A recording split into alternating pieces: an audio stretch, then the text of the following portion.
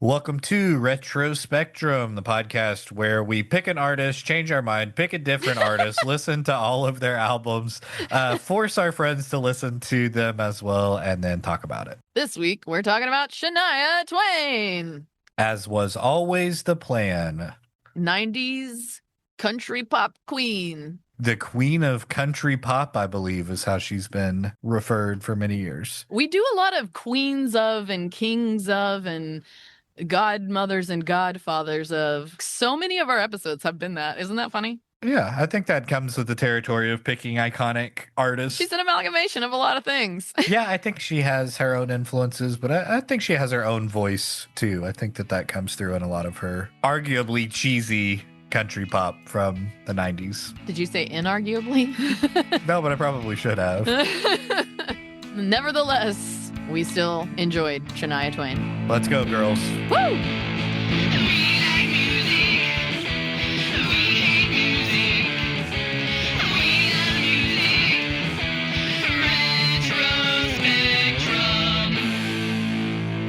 I gotta start this off by saying Shania Twain's way better than Garth Brooks. Yeah, this was a positive change. I'm mad that you made me listen to Garth Brooks, and I'm kind of mad that additionally I had to do Shania Twain also, because I found out today, I was looking at my old pod notes today, and I noticed that Shania Twain is actually on my Wheel of Death options list. Not anymore. Yeah, and Garth Brooks is definitely Wheel of Death for me too. So I'm fucking mad at you for making me listen to two artists that I consider Wheel of Death. Although I do love Shania Twain, like as a person. She seems great. Well, we are recording this from the throes of Snowmageddon 26. How's everything on your end? How much snow did you get? Have you left the house? Can you leave the house? Yeah, my door was frozen shut. This morning I went to check out the roof to see what was going on up there. So I've been blasting my heater. But I was thinking, if this snow's piling up, is it going to be like piling up on top of my roof unit, blocking airflow and shit? Yeah. So I went up there today to check it out, and no, it's great. So the vents are clear. Nothing's piling up there, but the whole roof deck and solar area is definitely covered with a few inches of something. Does it do you have enough battery to keep it going while they're covered up, or do you have to make sure they stay uncovered? I actually don't know the answer to that yet because I don't actually have the panels hooked up yet. I have all the shit ready for it. I just haven't finished because I knew that this was going to happen. So I was kind of since this is going to happen, I might as well wait until after it's over kind of a thing. Yeah, just in case. Because it's going to be brief. So I'm going to imagine it as the scene in Back to the Future where Doc Brown is plugging the cable in at the end right before the lightning hits, and he's he can't get it to reach. It's hangling in the air. Yeah. It's there's a branch in the way that you can't get it. I want to rewatch that now. That shit is so good. That may be the best movie ever made. It may be my favorite movie and also the best movie. I think it's borderline perfect. And I would argue that Back to the Future 2 is even better. It's more interesting maybe, but just as far as I don't know what a movie is, I think Back to the Future 1 hits all of the notes of a perfect movie. I feel like we're tainted by our era, but yeah, that shit is so good.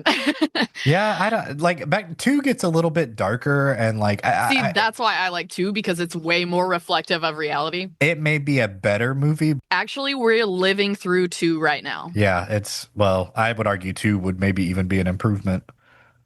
Yeah, for sure, dude. Oh my god. Yeah, I think things have gone worse than Back to the Future too. Yeah, I know. All I know is where's my fucking hoverboard, man? In his house or whatever is just so heinous and disgusting, but and it's in a skyscraper, right? Something like that, and it's kind of similar to what is happening. Oh, for as sure. far as the decor and stuff. More neon, less gold, but definitely yes. vibe. There was definitely shiny shit though, lots of metallic vibes.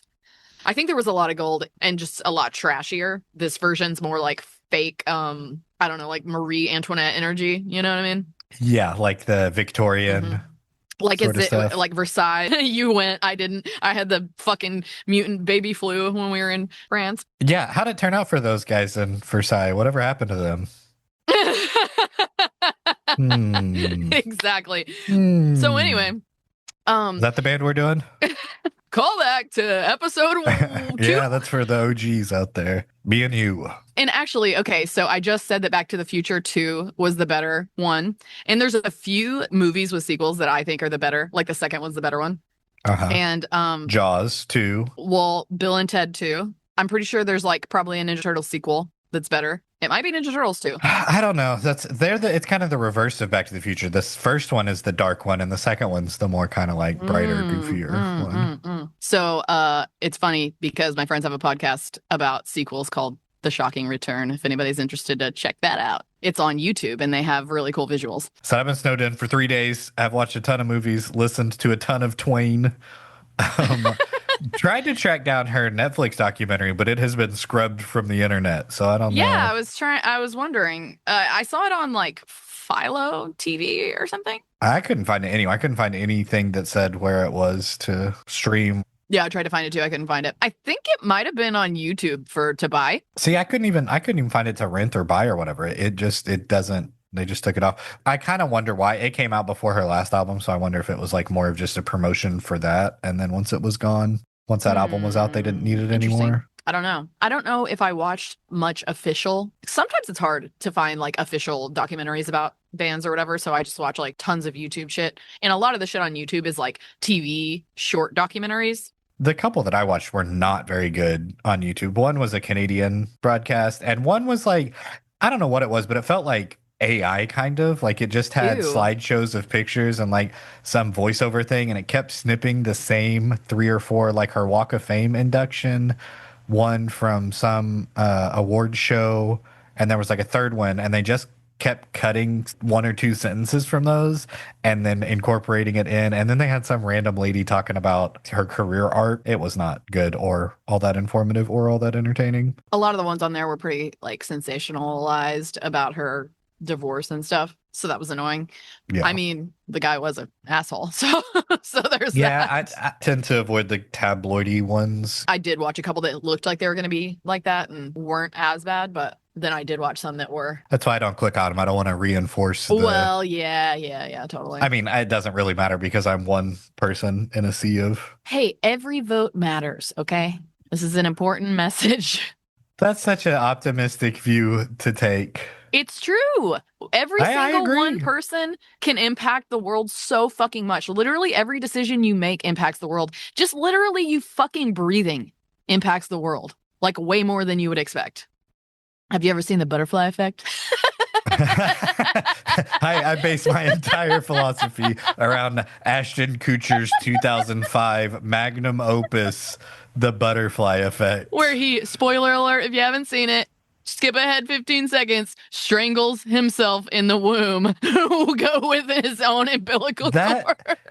That is if you could go back in time and kill baby Hitler, and like that question, but it's like if you were Hitler, would you go back in time and kill yourself? I just watched another fucking movie like this. So did I. Let's say it at the same time. Ready? I don't know the name of mine. 2, 3. A screener Looper. of a film fest. Oh. I just watched Looper, and it's very similar to that. I wonder if I feel like I've watched that, but I don't remember. I know the name for Bruce sure. Bruce Willis, Joseph Gordon-Levitt. No. Wears makeup to look like Bruce Willis. No, thank you. It's good. It's Ryan Johnson. It's worth watching for sure. What else has Ryan Johnson done? Brick and Knives Out and the best of the new Star Wars movies. The second one. I haven't seen any of that. The new trilogy. The only good one of the new trilogy, in my opinion. Come at me, internet. I haven't caught up. I'm not caught up with Star Wars. The last new Star Wars movie I saw with you in theaters, we were dressed up. It was when we both worked at the T-shirt factory, and I was wearing a T-shirt from the T-shirt factory. Dressed up? We were wearing Star Wars T-shirts. What movie would that have been? We weren't like Solo? fully dressed up. Rogue One? I have no fucking idea, dog. I'm like so out of the loop on Star Wars. I don't ever remember dressing up for a Star Wars. Literally, we were not dressed up. That was an exaggeration. We were in theme T-shirt wise. We weren't like R2D2 and fucking C3PO or anything. Although which would be we sick. should have been. Missed opportunity. Let's just go to a random movie dressed up like that. Dibs on C3PO. Ah, damn. But you could do R2 and put some rollerblades on, and I'll just push you around. And honestly, I'm really good at squishing up into a tiny little ball. I could totally like be inside of a trash can or something. We'll do it like have you ever seen the little kid like Transformer costumes where they're a That's a good cardboard idea where I box can and like they can shrink like, down. yeah, and Yeah, you like shrink yeah, down, you that's turn what's into up. R2. That's what's up. Does R2D2 ever extend in any way? He like puts little tools out to unlock Yeah, doors or to that's what I was electrocute thinking. people. Inspector Gadget vibes. Yeah, I'm just more of a Star Trek guy, so you know. Okay, butterfly effect. The Mandela effect, I'm sure you're familiar with. Yeah, it's actually the Mandela effect, named after Nelson Mandela. Okay, the Mandela effect, I'm sure you're familiar with. Yeah. It's named after Nelson Mandela, actually, in case you didn't You. know that. Hey, I'm in charge of the edit, so any facts you give, I can just restate and then Yeah, re-edit I it in a way noticed. that, hey, you're welcome. Dude, so many fucking dudes do that to me. Like one time I was in this dressing room and this girl had a corset with F holes on the corset, and I said, nice F holes or something stupid like that. You know what I mean? Just some stupid ass little comment about her F holes. And then a guy standing next to us, literally the split second after it left my mouth, with no reaction from either of them, he repeated it and she laughed like it was the funniest thing she ever heard. And I'm like, oh, okay. Guess if I had a penis right now, that would have been really funny the first time. But we got to wait 3 seconds and laugh at him and make him feel fucking good. It's rough out there. What was I gonna? Damn it. You said the butterfly effect. Butterfly effect, Mandela effect, C3PO, one of the Mandela effects. What color are C3PO's legs? I thought he was gold all around. Google C3PO legs, just so I can see this Mandela effect happen in real time. Oh, one's silver from the knee down. Always has been. That's cute. I like that. I know, but you think of him as being solid gold.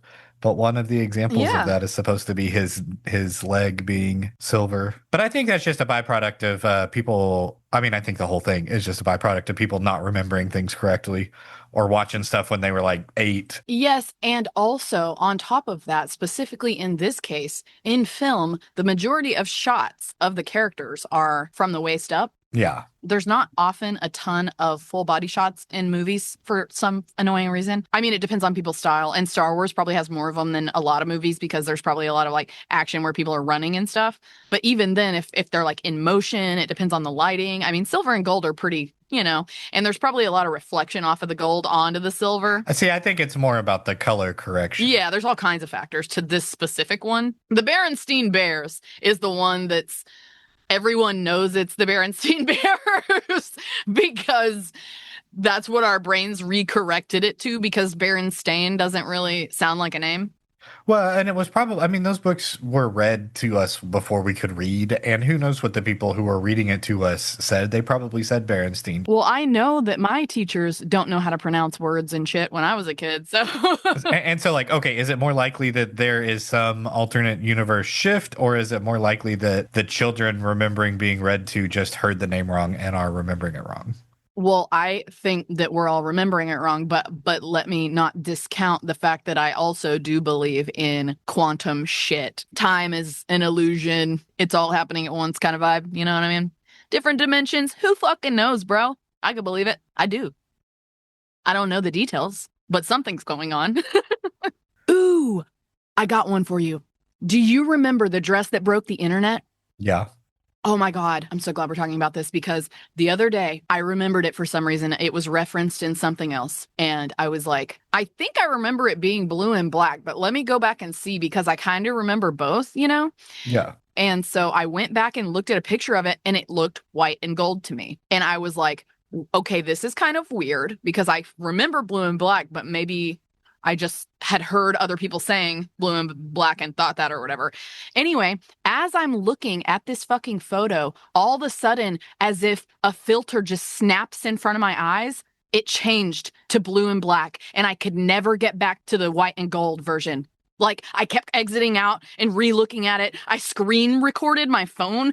I almost thought the picture I was looking at like changed halfway and it was like actually a GIF or something, you know what I mean? Like a trick. Yeah. But it literally was my goddamn eyes and brain did a thing that changed it instantly. It was like click. It was like at the eye doctor when they're clicking those things. It was like that. It was like suddenly a filter clicked in front of my eyes and I could only see blue and black. Well, the dress is blue and black, okay, in reality.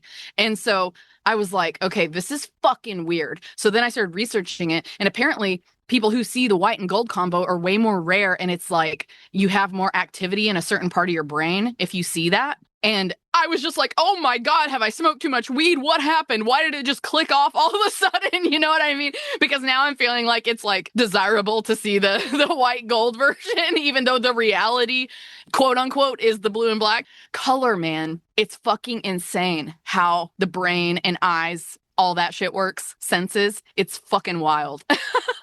And it's going to be so fun to be dead and be like on the astral plane and see totally, who knows what that seeing is like then. I just couldn't believe it, that it clicked like that. It really kind of makes you question like eyewitness accounts and what people say that they saw and stuff like that. It makes you question your own everything, all your own thoughts and memories and literally everything. And it's a little disorienting and annoying, but at the same time, it's like I'm pretty grounded in whatever my version of reality is. And I'm also super open to like the wacky, ethereal, multiverse, whatever shenanigans. So I feel like I'm adaptable, but also anchored in a way. I don't know. I just feel like my brain, I know for sure, doesn't work like most people's. So I don't know. But I felt like I lost something when that clicked off. You know what I mean? That dress thing, like if I look at it, it switches back and forth pretty much every time I look at it. Oh, yeah. Like every 2 seconds, it'll switch back from one to the other. Okay. So I'm pretty sure that's how it was for me at first. I'm pretty sure back when it happened, that's how it was for me because I remembered both, like vividly remembered both. And I was like, did I just see like edited photos or something? No. You can see both of them. But most people can't, apparently. Most people are only checking the blue. So we are doing this one closer, like really close to release. We usually have kind of a little bit of buffer time between when we record and when we release stuff. So I was really thinking like, oh, this will be an interesting podcast. We can actually talk about like things that are a little more recent or a little more current or whatever. So I think it's really funny that we ended up talking about a 5-year-old white and gold, black and blue dress phenomenon. Like one of the... Did you say 5-year-old? Because this is... You are going to be really sad when you find out how is it 10 years long old? Ago that was. Yeah. 2015. Okay, yeah. So over 10 years old. Jesus Christ.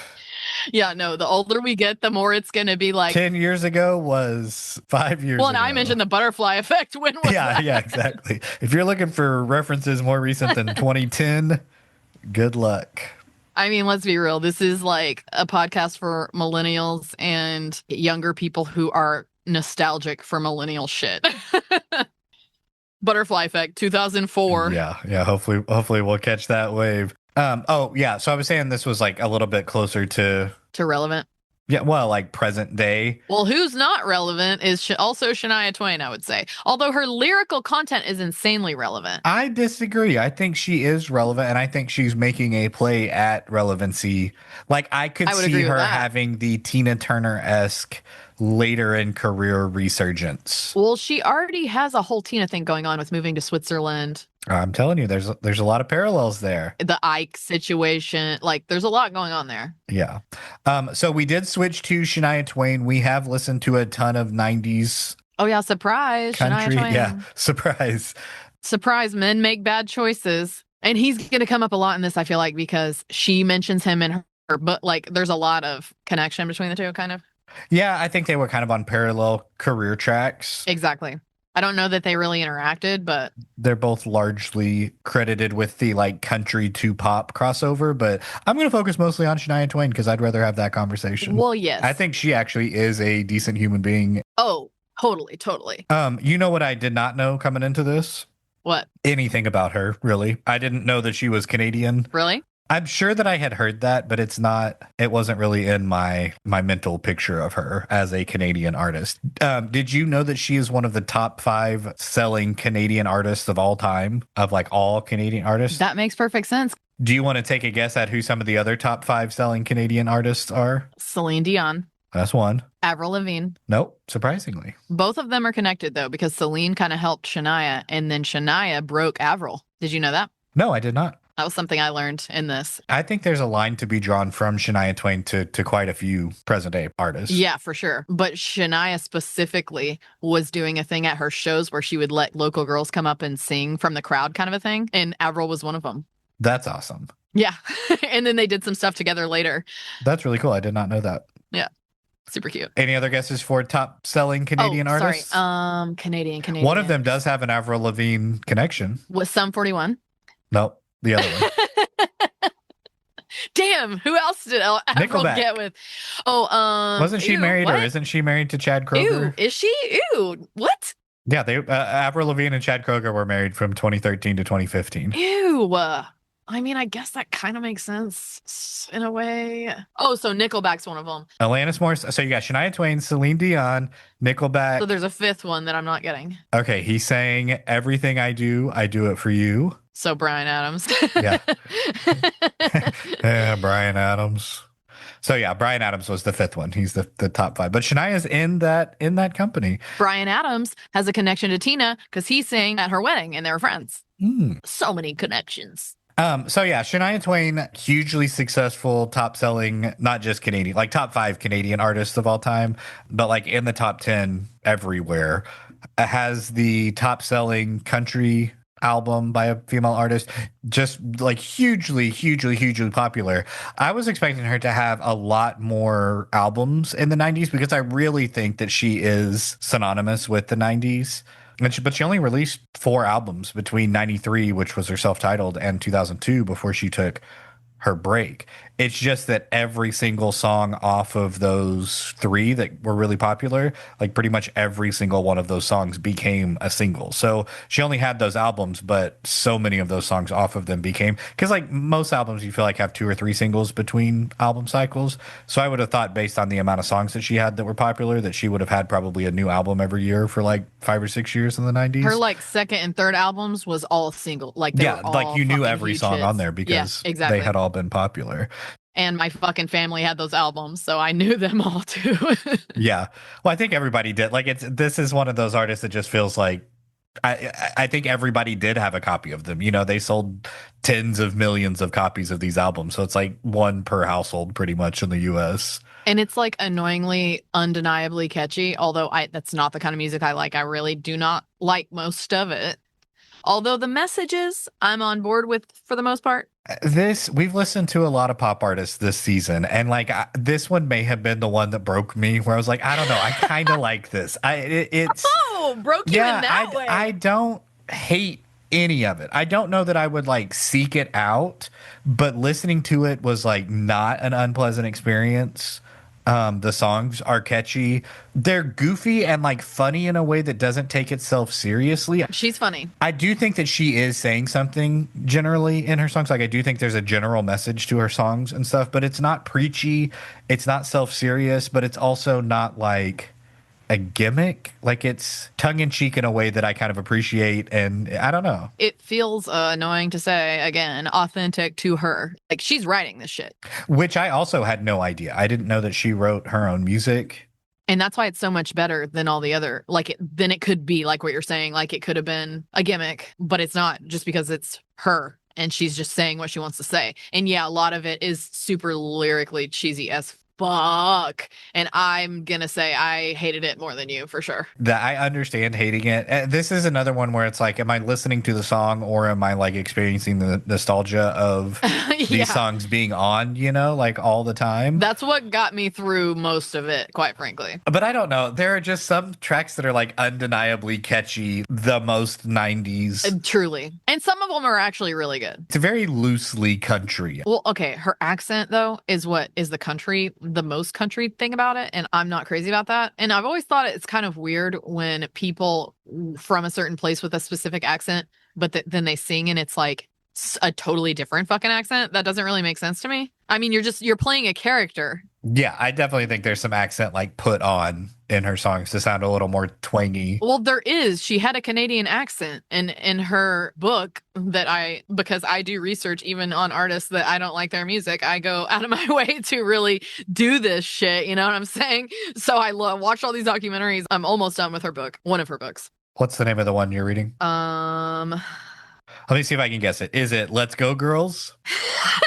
Keep Is going. it hang on. This is the It's perfect not I game. Feel Like a Woman. No, but keep going. Is it Slow song, ballad. it's not You're Still the One, is it? No. Although that was a name of something she made. She might have written, not a book, I think it was a documentary or something. It's definitely called The Woman in Me. No, but that is a Damn. great guess. It's From This Moment On. Which would really not be that's like a not a memoir title. That's a looking forward to the future title. Well, it's sort of like Tina's second book, where it's like looking back, but also looking forward because it's like a bunch of bad shit happened, but now we're in a better place. Well, seems like she made it. Looks like we made it. There's actually a really funny VHS home movie in this house of my sibling car lip syncing From This Moment On with butterfly clips in their hair. And it's pretty fantastic. We were embarrassed to even be doing that when we were making the video because it was so cheesy and goofy. her lyrical content embarrassed us. She is kind of an embarrassing artist in the sense of like the cheesy like sincerity factor. And I'm sure some of that is marketing, but like it also kind of just seems like who she is. It seems like she's very focused on like optimism and positivity. I love that about her. Yeah, because she hasn't had a perfect existence. You know, she has experienced some hardship and stuff. Well, and it seems like she's not overly embarrassed about it. Like she's real. Even if she is embarrassed about certain stuff, she's still real as fuck about it. Like she talks in her fucking memoir about pissing her pants on stage one time when she was like a teenager. She played trumpet in a band. There's an interview where this dude's taking it. They go in to look at the Shania Twain Center in Ontario, where she's from. They built like a museum of her, basically. And so he's going with the museum, and they go back to like her old high school, and she sees her old music teacher, and he pulls up a trumpet, and she is trying to teach the interviewer how to play the trumpet. Cool. And she's like, hey, let me see it for a second. So she messes with it. And he's like, no, tell me how to do it, and I'll try to do it. So she like walks him through how to do it. And she's like, are you a trumpet player? And he goes, no. And so he made like some crazy sound. And she goes, yeah, you're definitely not a trumpet player. Like, but yeah, she knew how to play the trumpet. She played guitar in high school and said that she would just sneak off to the music room and like skip class and hang out in the little recording booth that they had. I feel like this was like a couple other Selena. There was a lot of Selena connections. A lot. Her mom started putting her on fucking bar tops when she was like 5 years old or some shit, 3 years old, something like that. I think it was 8. 8 was when she started performing like shows at the bars, but she started like making her sing in front of people. I think when she was like 3. There's a lot of detail in the book about all the shit. It's pretty fucking interesting. If people are Shania Twain fans, her book is really cool. And honestly, all of her interviews and stuff are really, really interesting because she's just honest. Like she doesn't lie about fucking anything. She fucking talks about her like stepdad touching her boob in the book, like all kinds of shit. She went through a lot of fucked up shit. Yeah. Well, I knew that her mom had remarried and the stepfather adopted her, and she had a half sibling, and I knew that there was some abuse going on. I didn't get any specifics. I didn't read the autobiography, but yeah, they had her perform at 8 years old to earn money because they kind of grew up broke, and they escaped, like ran away to like a shelter for a while, but ended up going back to him. And he made her run away. She woke up one morning, waited for her dad to go to work, and then got her mom out of bed and said, we're fucking out of here. I'm telling you, there were a lot of similarities between her and a bunch of the artists. And me even. And this is another one where it's just like I relate to her so much in so many ways because she was talking about like doing like hard bushwork labor in fucking Canada in the winter and like all this crazy shit she was doing like out in nature and all this man work. So just I related to her poverty, all this shit. In the winter she was talking about how they didn't have like proper footwear and her dad would put plastic bags on her feet and to like put inside her shoes or whatever. And that my dad did that exact same thing for us. He was a paper boy. And so we had like the bags that go on newspapers, like when it's raining, and we would have to wear those on our feet. effective. I was just like, I relate to a lot of these weird little poor details, you know, Yeah, poor like people growing shit. up poor in the middle of nowhere sort of stuff. Yeah. So I think performance was always a part of her existence, even as a little kid. She said she was really shy and she never really wanted to do it, but she did love like singing and making music and stuff. So it was like a kind of a tricky, kind of probably like a few other artists that we've talked about too. She worked at a resort in, I think, Ontario, where she sang under her original name, which was Eileen Twain. So her parents died in a car wreck when she was There was a lot of tumultuous shit that happened, and it was after that where her parents died and she went back to take care of the kids and moved the kids to get to, that's why she got that job at the resort or whatever. Because so to like be close to them and take care of them. And but so she worked at that resort. There is a album on Tidal. I don't know if you ended up listening to it, but the one that's the discovery of Eileen Twain, where it has a bunch of early recordings of her before she was like the country music Shania Twain. They're all very 80s pop rock. They have more in common with like a Bon Jovi or Warrant or something like that. Like kind of not hair metal necessarily, but like definitely big hair, leopard print 80s like power ballad stuff. She was in 2 different rock bands at different times, and she listed a lot of the songs in her book a lot of the songs that they played or whatever, and it was kind of all over the place. Like Toto Africa was one, Wind Beneath My Wing, like all kinds of shit.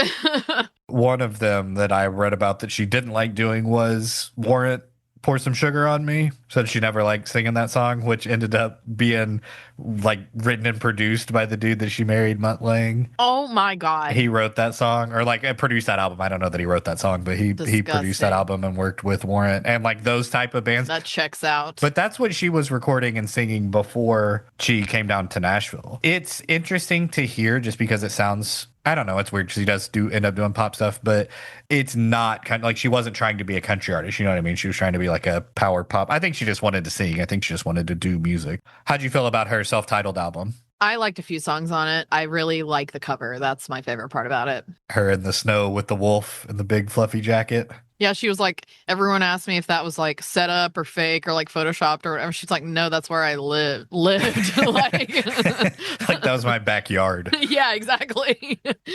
These are my actual clothes. That wolf was actually there, that type of shit. The boots that she wore were in the Shania Twain thing. Like they went and looked at the boots. She's like, yeah, these were just my boot. It wasn't a wardrobe decision. She talks in the book about wearing her favorite mucklucks that her grandma, which was her stepdad's mom, they lived with them for a time. She like taught her how to make legit. They're made of an animal, you know what I mean? It was like tanned above a fire, and she said they always kept that smoky smell, and she really liked that. Yeah, she had a lot of native ties, which I also didn't expect. Her stepfather was Ojibwa, and they say that her name comes from that language, but she has also said that's not true. I think that's something that became like a little bit of mythology surrounding changing her name to Shania. Yeah, I heard her say that it wasn't that, but in her book she says that it is that. So she said she didn't know that it was that and later found out that it was that, basically. That makes more sense to me. In the book she says she worked at a place, the resort place. There was like a wardrobe person that worked there, and her name was Shania, and she was native. I don't know what tribe. I don't know if it was Ojibwe or a different tribe, but she kind of just thought it was like the most beautiful name she had ever heard, basically, when she heard that. She had to make her say it a few times because she had never heard it before. She didn't know how to say it. So I wonder if it's one of those names that didn't really, I mean, like clearly there was somebody else named Shania. I mean, it sounds like a native name to me. I don't know. But I wonder if it's one that didn't catch on until Shania Twain, because I've definitely known Shanias in my life growing up. Like I've known people named Shania. I'm sure it became way more popular for 90s babies or something. There's probably like a shitload of 90s babies named Shania. And I could probably describe exactly what all their moms dress like. Yeah. I thought her self-titled album, which didn't sell well, wasn't commercially as successful. I thought it shared a lot of sonic similarities to Selena. I thought it kind of sounded musically like what Selena was kind of doing on her latter albums. Even some of her later songs, I thought. Where it was becoming that like pop country crossover. I think they were kind of messing with the same ideas of taking their traditional sound and adding some pop elements to it. Yes. And also Shania adds some like Spanish guitar type energy in some of them. And so that was bringing Selena and the Spice Girls to mind for me. And I wondered if Shania intentionally put that on her albums as a response to Selena's popularity. Like, I wonder if there was a little bit of that's kind of what was popular in country at the time. And so I wonder if some of that influenced the songwriting decisions. Well, and she just had so many musical influences. There's so much shit swimming around in here. That self-titled one was the only one that she didn't write all of the songs. She, I think, co-wrote one song on that album. And in my opinion, it's probably the best song on that album. It's the God Ain't Gonna Get You for That.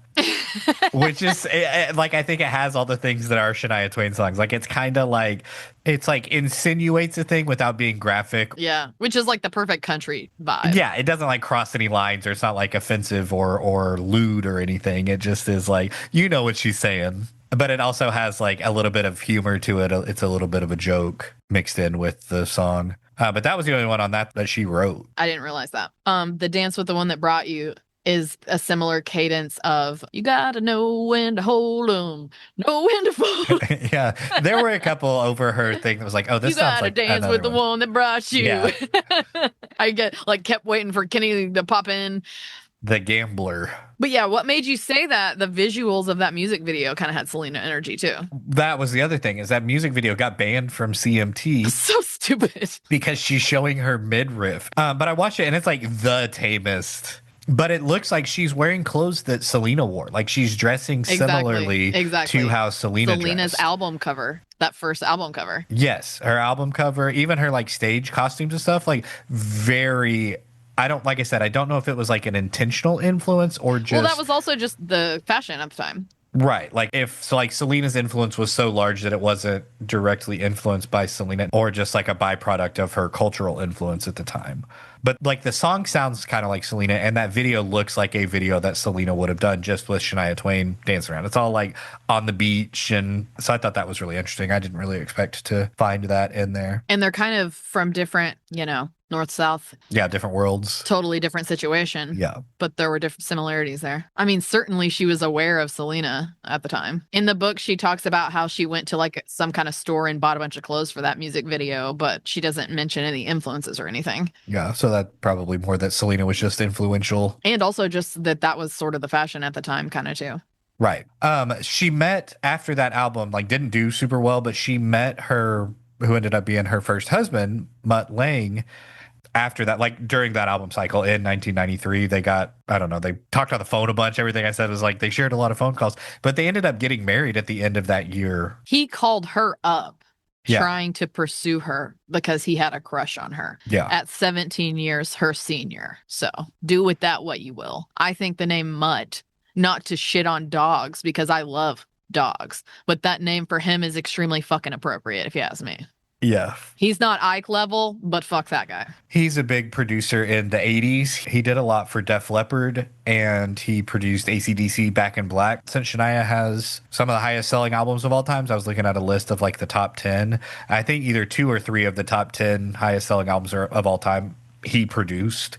So like he clearly had something. He was good at making things really, really, really popular. Sure. And I think that from that point, like for those 3 albums, 95 through 2002, when she was super popular, they kind of co-wrote songs together. Not kind of. It was like a full-on together thing, according to her. Right. I think the 2 of them together were able to capture like a sound that people really wanted. And it was very like a mesh of a bunch of things, but it was like unique at the time. But you can definitely hear that 80s pop rock stuff. Oh, for sure. Like the guitars and stuff. Yeah. Totally. And see, I think that's kind of how it was, is like she was mostly writing lyrics and would have just like song ideas and stuff. And then he would like kind of add instrumentations, decisions to the mix. Obviously, he's a talented producer and they did good work together. And I'm glad that she doesn't feel like he groomed her or whatever. Like, I'm glad she doesn't feel that way, but that's what it looks like from the outside. They had a good 10, 15-year marriage or what. I mean, they were together for a long time. It wasn't like a flash in the pan. They had a kid. They actually moved to Switzerland together. Yeah, it wasn't like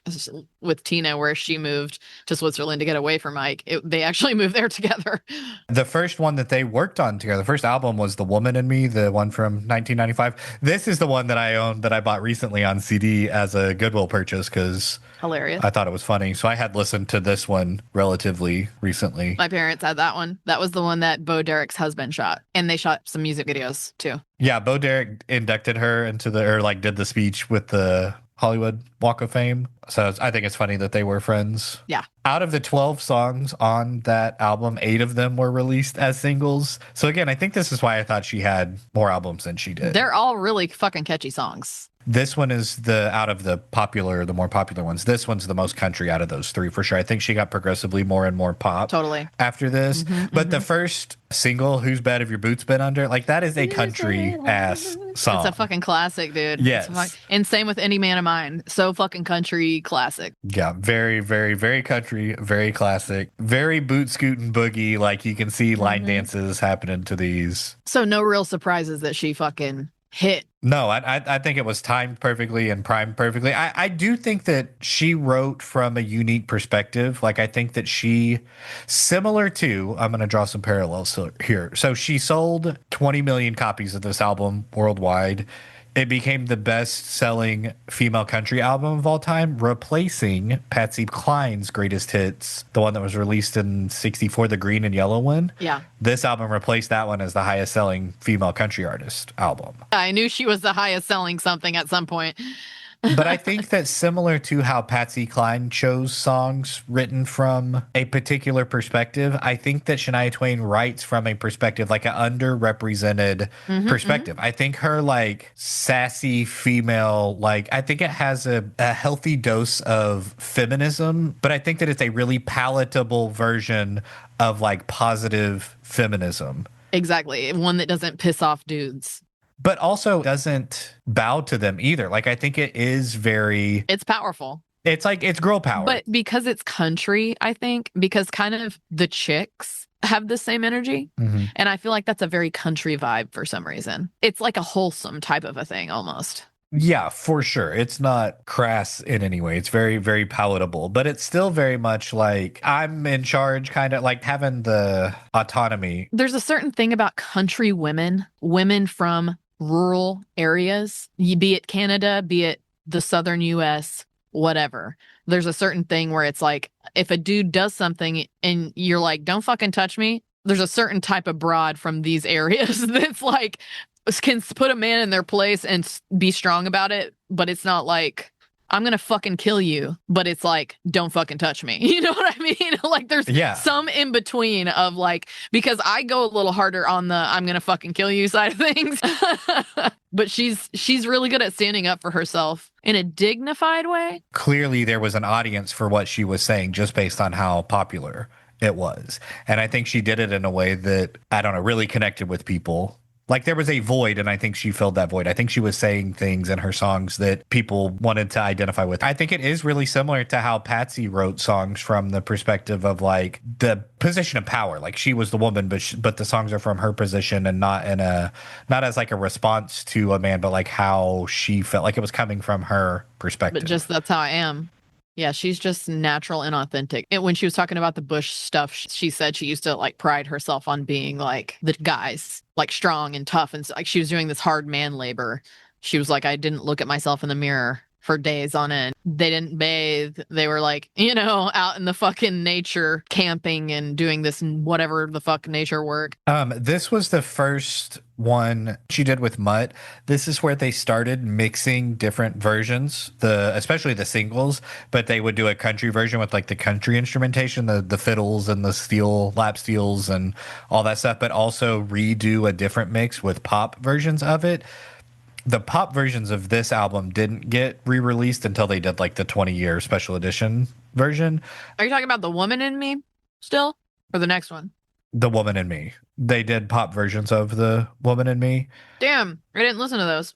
But they got included on the singles. So when they would release the like standalone single version, they would have what was called Mutt's Mix, and they would be the same songs, but mixed with pop instruments versus the more country version. So even if you don't like the 90s country, there is still a version of Shania Twain that's like more just straight up pop. Well, and that kind of gives Selena energy too. Well, I wish I would have listened to those. I'm annoyed that I didn't. It doesn't seem to be on my thing. But that became a theme over her album releases, was doing different versions of the same songs. She did not tour on The Woman in Me. There was no accompanying headlining tour for an album that sold that big. I found that really surprising that she didn't really perform live very often, like at all the way up until the release of the next album. Like there just wasn't. Usually it's like album tour. Like you think of the Iron Maiden cycle where that's happening every single year and pretty much they're always doing stuff. She released the album and then didn't really tour on top of it. I haven't gotten to that part of the book yet, so I don't know what she was up to or why she didn't. The stuff that I read and like interviews and stuff said she wanted to focus on being a better songwriter. Like the logistics of tour and being gone all the time would get in the way of writing songs. And that's what she wanted to do, was write songs. So she spent like the next 2 years, I think, writing and recording the next album, Come On Over. I think her songs benefit from that. I agree. I think the songwriting improved between those two albums, even though I think The Woman in Me has good songs on it. I honestly think her songwriting got a lot more simple in the newer shit. It becomes a lot more pop or like dance focused rather than, and repetitive. yeah, rather than like songwriting, storytelling focus, which I think she has in some of her old ones. Come On Over is the one that starts with "Man, I Feel Like a Woman," which I told you when we were listening to this that she is the Sandra Bullock of pop music to me. They kind of looked similar back then. They look similar. And they were both popular at the same time. They're both popular at the same time. They both make movies that I think are like pretty good. Similar vibe. And they're like palatable and popular and feminist. And feminist. Man, I Feel Like a Woman is like the miscongeniality of country music. Totally. Like they are the same type of thing in my head. Is that the one with the Addicted to Love Robert Palmer music video? Yes. Yeah. Uh-huh. That's the coolest fucking idea. That was genius.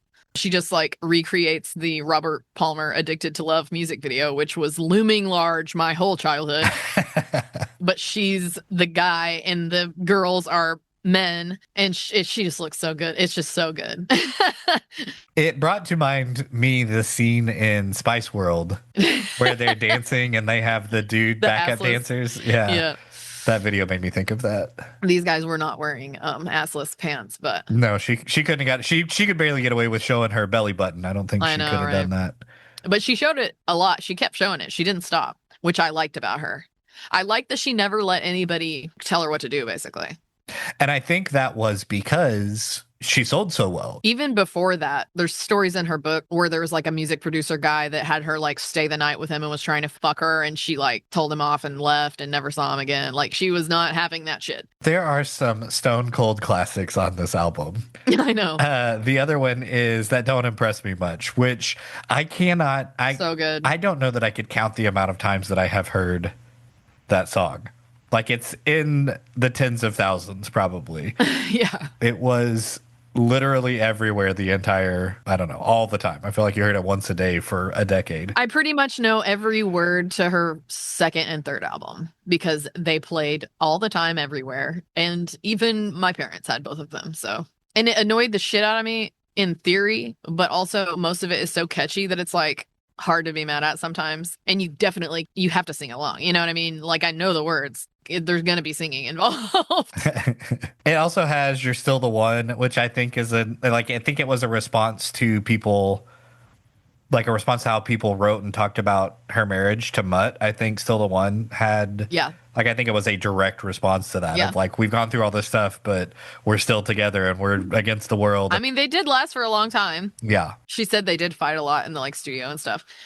The vibe of her music, to me, I don't know why, makes me think of weddings. Like this album has like country the soundtrack. Weddings specifically. Yes, yeah, probably the weddings I went to growing up. You know? Totally. I'm sure there's a 60% of weddings between like 95 and 99 that had a Shania Twain song. I can pretty much guarantee you, even today, most weddings in the South are playing at least one. And it's probably from this moment on. Yeah. Or Still the One, but probably from this moment on, because that's giving wedding all the way around. Because you're like starting your life or whatever. I give my hand to you with all my heart. That's a wedding song. Yes, I very much think so. I get a kick out of Honey, I'm Home. It's like pour me a cold one and like get the fuck out of my way or some shit like that. See, and I think maybe that's part of it is she wrote like a dude. It was like kind of satirical in the way of like, dude, you're all writing songs that sound like this. And so she wrote it just as though she was the perspective of man, as a way to say like, hey, isn't this dumb in a way that's funny? It's satirical to a point. Rub my feet, give me something to eat. But it's also about being poor. So it is also got that like stuff about her real, reality. This is the one that sold a million bajillion copies. This was the better selling of the two. This one sold over 40 million copies. It's the 8th best selling album ever recorded It's the best-selling Canadian album, the best-selling country album, the best-selling studio, not just country, but like studio album by a female artist is Come On Over. Like, you cannot overstate how popular this album was. I will say, the song "Rock This Country." It's like "Rock This Country" right out of this world. I just kept thinking, please do. Want somebody. And "You've Got a Way" is in the same cadence as "I Can't Make You Love Me." So that was another one that was like had a similar sound as another song. Lots of catchy shit on that. I mean, pretty much all the rest of them are like hitting. Yeah, this one I think had 12 singles released from it.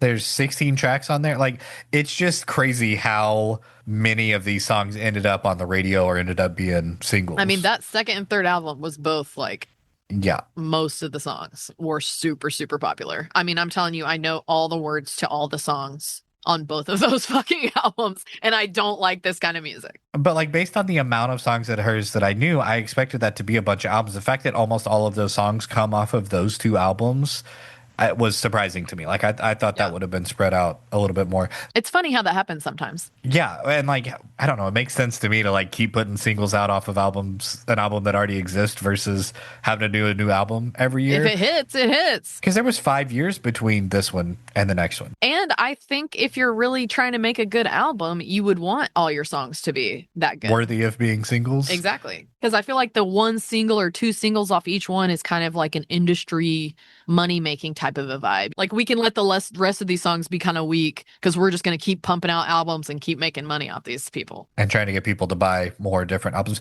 So I wonder if that's part of why her album sales are, like, her specific album sales are so high, is because there weren't as many albums. And so every time a single got released, instead of boosting sales of like the next album, it would just reboost the sales of the original album. So instead of spreading those 40 million copies out over like 3 releases, all 40 million are all from that one album. I didn't really think about that. This one she did tour on. It was her first headlining tour, was off of this album. And they also did the international mix thing again, but this time they did release an international album. So it's the US version is the country mix, and then they did another mix that was more geared towards an international market and was more like dance pop themed. Oh, I see the international one on here. It's good. It's country without being like too country. Interesting. I need to check that out. Yeah, and again, if you don't like the country version, you have the more pop version, which I think is going to share a similar space with like Spice Girls. Totally, dude. Totally. Which I like better. So she's been doing multiple different versions of shit almost since the very beginning. That's cool and interesting. I thought so too. Like, it started with The Woman in Me when they recorded it, but it actually got released as a separate album with Come On Over. And then when you get to Up, that's what I was about to say. Yeah.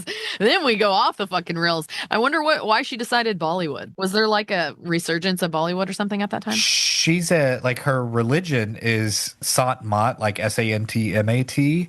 It's an offshoot of like Sikhism. I wasn't unaware of that. It's called Path of the Saints. This is very Tina Turner, dude. Very mysticism related, very that sounds great. Spiritualism. It's got yoga included in it. That sounds like what I would be. I don't know which happened first. I don't know when she started doing that versus when that album got made or whatever. She's just a multifaceted motherfucker. She grew up in the fucking Canada cold ass shenanigans, singing country, Southern American country music, then did pop and rock and Vegas type shit, then moved to fucking Switzerland, got this Bollywood situation with her and her religion, and it's just a whole amalgamation of all kinds of things. I think they lived in Switzerland when she recorded Up. And so they did the same thing they had done with the international like pop version, and they did a country version.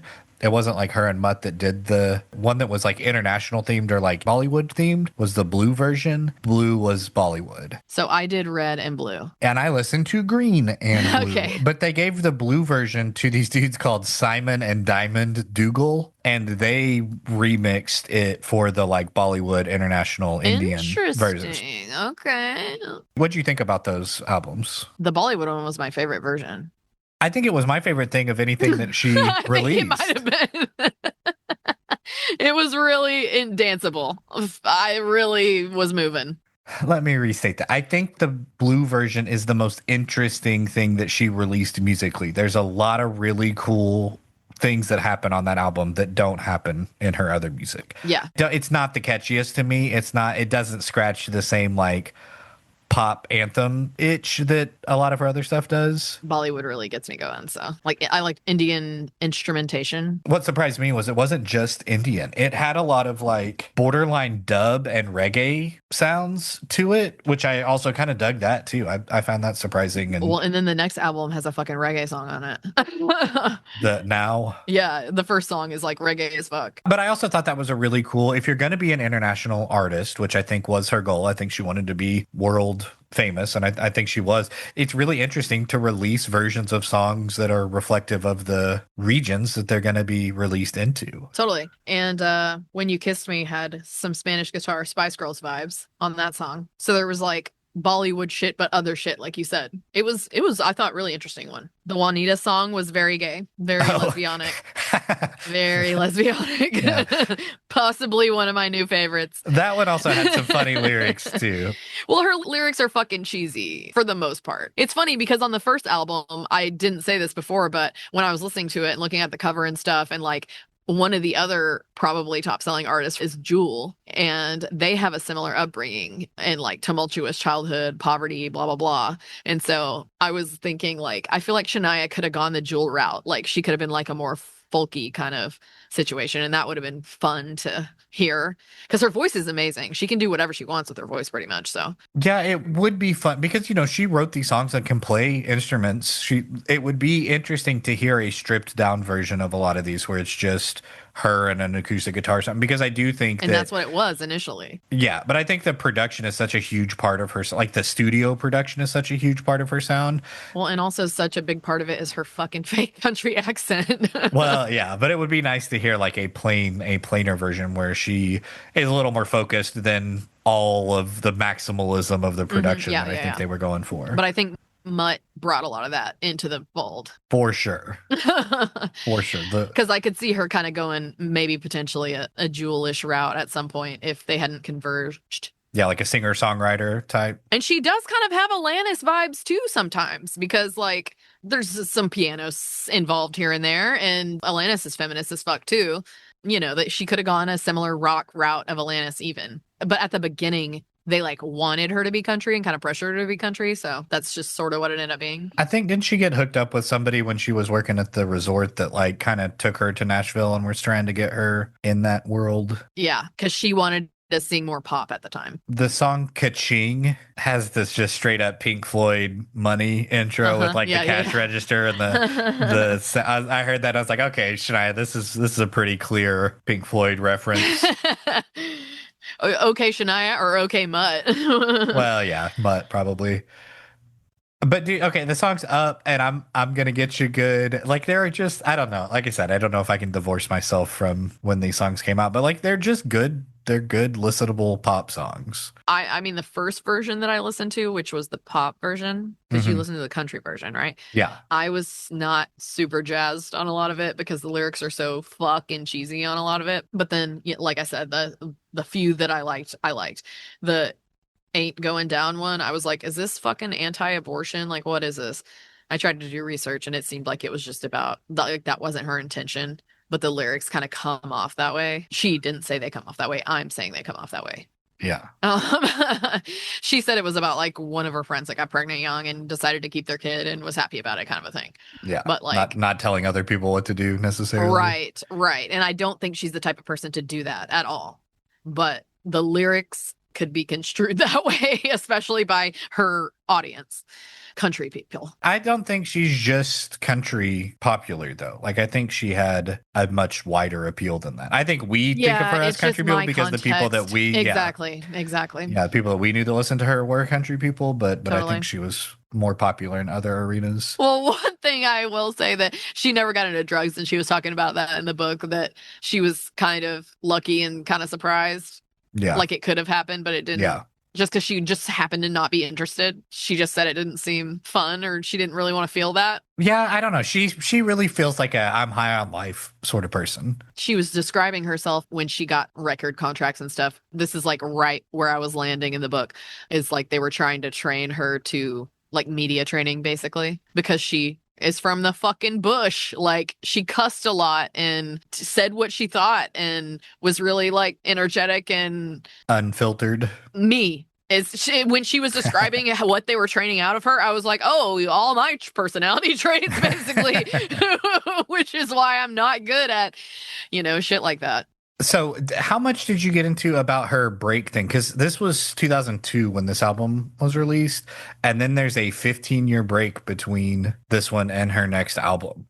She got fucking Lyme disease. Yeah. And a connection to Bikini Kill, Kathleen Hanna. Although Shania had an experimental surgery on her vocal cords because she wasn't going to be able to sing anymore.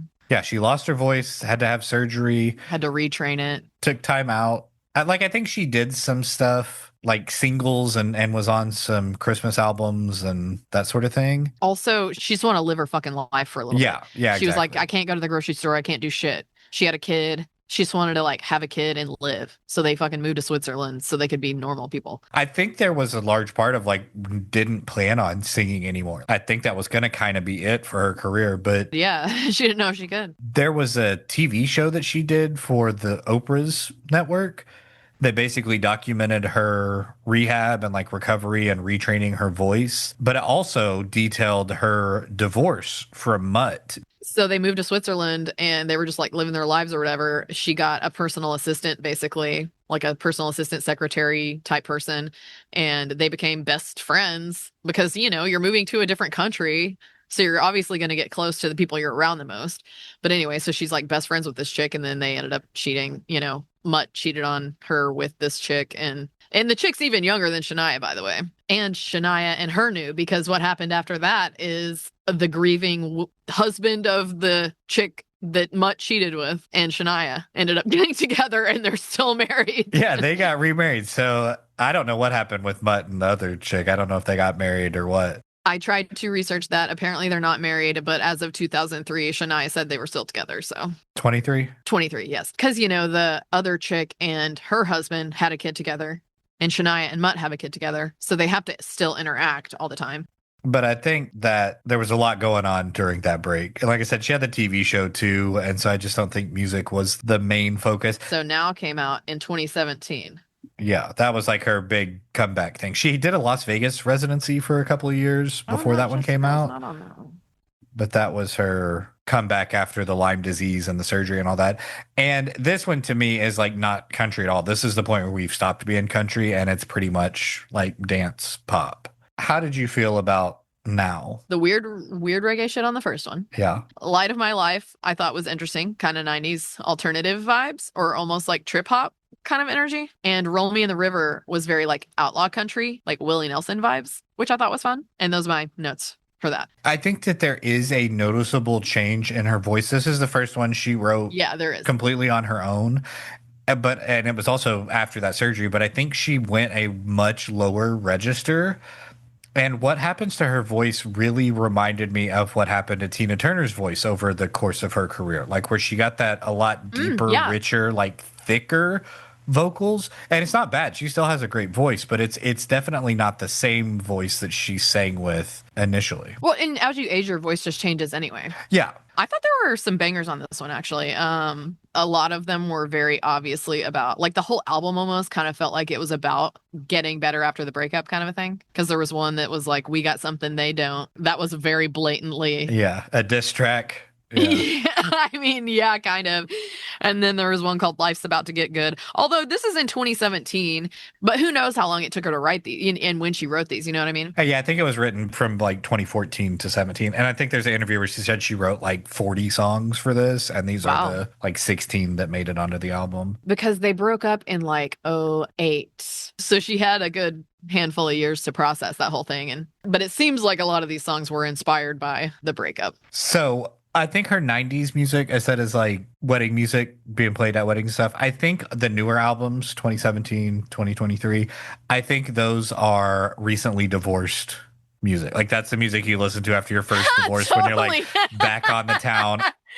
Which is probably right on time for those people who got married For in the sure, night. for sure, for sure. Or like second wedding songs. Totally, I'll totally. get it right this time sort of vibe of like we learned a lot in the past and now we're really doing it. We got something they don't. Yeah. Now things are good. Like things were whatever back then, but Hilarious, now we're hilarious. actually I used to drive for Uber and you would pick up these country women that were like in their 40s or like early 50s and like they were out on the town again, you know? Going back out for like one of the first Yes, times, like my yeah. kids are out of the house or And whatever. really you could tell it was like one of them was going back out, but the other ones were like wingmanning for Supporting, her, you know? Yeah. And yeah. there's that energy to these albums in a way that's like a second lease on life sort of thing. Which I don't mean that to be derogatory at all. It just I think that's what's the stage of life she was in, and I think that's what this music sounds like. I'm feeling a little derogatory towards the last album. I'm not gonna lie. Queen of Me, It's so dumbed down. it's very pop, The lyrical content very is, dumb, very yeah, fluff. Here's what I think happened. I think that Shania Twain influenced a generation of country pop artists like Carrie Underwood, fucking Taylor Swift. Taylor Swift, all of these musicians that eventually got super duper famous. And I think that this album, The Queen of Me, is like her version of what they're currently doing. Totally. Yes. So instead of them being influenced by her, it's like her being influenced by them being influenced by her. And it's not the same. The album covers kind of giving like Beyonce Yes. almost. Yeah. She kind of, her vocals kind of are leaning a little Lady Gaga these days. Uh-huh. I can see that too. I don't begrudge her for doing a new thing. I do think that she is still trying to like change and evolve and she's not settling. It just it doesn't have the same something to it. Her going this route is not for me. It's still about positivity and being your own queen Yeah, or but they like were like, the songs were so short and so repetitive. Like the lyrical content just was not there as much as it was before in the 90s, oddly enough. She just said way more back then, I feel like. Even back then, and maybe it had to do with the fact that it was more of like that format of like the country storytelling, but she said more. Like, or there's like a few lines of like empowering vibe, I guess you could say, but almost sort of like it's kind of giving what you were saying about the Spice Girls, although I don't feel this way about the Spice Girls, but like, I don't want to say performative feminism, but it's like, it's trendy and more popular. And so it's being dumbed down or something. I also think that this is mostly a dance album though. Like I think it's mostly concerned with being And like as a dancer, I wasn't really, the Bollywood was way more danceable to me. I don't like this type of dance music either. I don't like going to fucking club shit. And maybe I'm just being an old man curmudgeon. But back in my day, the dance music was better.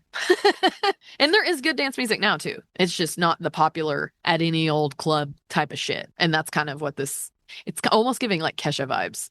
I thought number one was probably my favorite of all of them.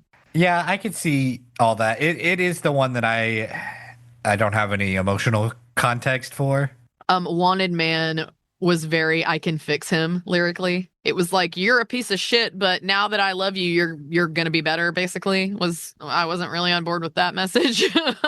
Like there's just only a few songs of her whole entire discography that don't hit with me lyrically. Like the Mhm. message could be misconstrued kind of a thing, you know what I mean? Mhm. But the rest of them, I'm pretty impressed by her, quite frankly. Especially for the time. And I kind of think she lives outside of time in a way because of the way she grew up and stuff and where she grew up. When you grew up in a rural place, it's a little bit outside of time. Yeah, you're making your own references and your own Exactly. zeitgeist. And so I think she's kind of just an anomaly all around in a lot of ways. Well, I really think that these first two albums are kind of like the transitional phase into the latter half of her career. And I could definitely see her having I really like the Tina Turner like performing until she's 75 or, like she does Vegas residencies every couple of years and she still has this body of work that she'll always be known for. Or even like Cher, where Cher was releasing songs in the 90s that kind of like brought her back into popular consciousness. I think there is a opportunity for her to do that. I also see her, and I wanted to kind of get your opinion on this, as her being embraced by like gay culture. She was a judge on Drag Show. I think that she has very like drag adjacent songs and imagery and like camp stuff. And so I could see her kind of going down that route too, kind of like Madonna did a little bit in her, later albums. Yeah, I mean, I think she's super funny and like totally down to fuck around. So I can totally see her doing all kinds of shit. Like if anybody invited her or wanted her involved in something, I can totally see her doing any kind of random weird. Like you sent me that Broad City clip, Yeah. which I had seen that and didn't even remember it because I've seen all of Broad City, but I didn't recall that. But it was cute to hear the girls talk about her and Just how being fun she cool. was and stuff. Yeah. Yeah, she seems She's really also cool and in fun. she's also in I Heart Huckabee. I don't know if you Oh, I don't remember that. I love that remember that. movie. I watched the scene. It made me want to rewatch that movie too, but she's in that movie too, which is like that's a weird. Yeah, she's kind of all over the place. She's an interesting, cool woman. I really like Shania Twain. Like, I would love to be her friend. I'm Yeah. not like crazy about all the music, which I don't know if she'd want to be my friend if I, Yeah. You you might want to know. keep that to yourself. Yeah, how do you navigate that sort of thing when you're not crazy about your friend's art? I don't know. I've never experienced that before. You're so diplomatic, you Libra, you. Okay. In summary, Shania Twain is a badass. I think she's really cool.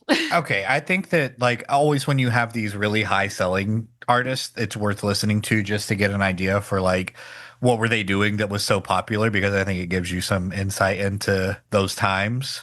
I do see why it was hella popular It is pretty self-explanatory to with me. the combo of his producing shit and her country shit. It was like the perfect combo at that exact time to really, really hit because there was nothing quite like that then. And But it's also pretty I don't know, it's really easy to listen to. It's inoffensive in a way yeah, even that's though I like don't like it, I still enjoy some of it. I generally say that I don't really like pop music, right? But I still found pretty much everything she did to be pretty listenable. I think that she is also a good person in a way that doesn't feel put on. Exactly. Like I think she's pretty real. She seems like one of the realest ones of all the ones we've done. She gives Kathleen Hanna energy in a lot of ways, not just the Lyme disease. Yeah, and also like dressed the way that she wanted, wrote the songs that she wanted, did, And it she's just gone through some pretty good eras of fashion too.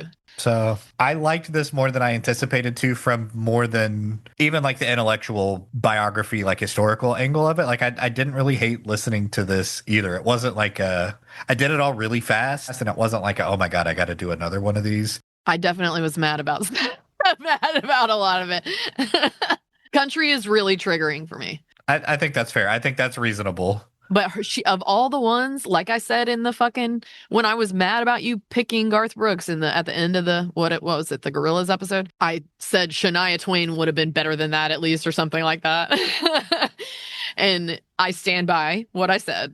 It was better because all of her lyrical content like has a way better message. And I'm a lyrics guy. So even if I don't like the sound of it, if the lyrical content is there, I can get down with it. I don't know that you need to listen to the new albums. I don't think there's anything really necessary on either of those. I think that they're a good portrait of an artist in their later years, sort of thing. There is a greatest hits released in 2004-ish, and I think that has all of the songs that you would want to hear from her. The second to the last album, I can definitely see some people liking. And if people like Shania Twain, they're gonna like all of them probably. If you care about the musical progress or musical history, I think the 90s, The Woman in Me, Come On Over and Up, like those are the three that I think had the big influence on the rest of popular culture that As a whole, yeah. yeah, those are the three that I think you can skip the self-titled ones. But if you care about her personal progress, go with the self-titled because it does change from there to the next one. Yeah, I would go the opposite direction. I would say do now. Like if you're going to add one on either side, I would add the 2017 one to where you can see like where she's going in the future versus That does make sense because the first one is a little more closely aligned with the second one. yeah. And now is a little bit leaning towards the last one, but just a way more transitional between her normal style and the last one. So yeah, that makes sense. But I think those three in the 90s. If you like the cheesy wedding vibe, listen to now because there's some of that in there for sure. If you like her, you like the cheesy wedding vibe, I think. If you like her, you're gonna like almost all of it, probably. But yeah, I didn't hate it. I think there was some value to it. I think it fits in the same family as Patsy Cline. Like I think what Patsy did for old timey honky tonk country, moving into the Nashville sound with the strings and stuff. I think Shania Twain did that with the 80s country, transitioning it into pop, turn of the century country. Totally. It's really interesting hitting on these little hub artists that like kind of swing things in a different direction. I do think that like popular music is not the same after Shania Twain. I think that she really did make a change to what we consider popular music. Good Hell on yeah, her. Shania. You've made a huge impact. You're a fucking just badass, resilient human being. Okay, so this will be our last Wheel of Death entry before the official spin where we reveal the Wheel of Death artist. I'm going to kind of go with another band that is a hugely selling, like Shania's kind of an arena rock sort of artist or whatever. I'm going to go with another band in that vein that has huge album sales, but I've never really listened to, and what I have listened to, I don't really like. We're going to add U2 to the Wheel of Death. I hate you too. Great choice. That's the purpose. Again, maybe we'll learn some stuff that we didn't I know. really hate them very, very much. One of the worst compliments I've ever received was after a show. This drunk dude came up and he goes, "Man, y'all were awesome." I was like, "Thanks," doing the whole thing. And he's like, "Dude, your guitar playing really reminded me of The Edge from U2." And I was like, "Oh." He was trying to be nice. He was trying to be complimentary, but it was like knife in the heart. That's so fucking funny. It was a nice thought. I mean, yeah, to get compared to a high selling artist at all is pretty cool, I guess. So yeah, we'll add U2 to the list. We'll spin the wheel and then reveal the findings. Spin the wheel and then reveal. And then we'll have our last episode of season 2 coming out after that. So thanks for sticking with us. Appreciate you listening and following the shift from one artist to the next. And we'll see who we wind up with. Thanks for listening to Retro Spectrum. Be sure and leave us a 5-star review and follow along with us on all social media platforms at Retro Spectrum Pod. If you like what we do, subscribe to our Patreon at Retro Spectrum Pod for bonus episodes, playlists, and access to our Discord. Hope you enjoyed the show. See you next time.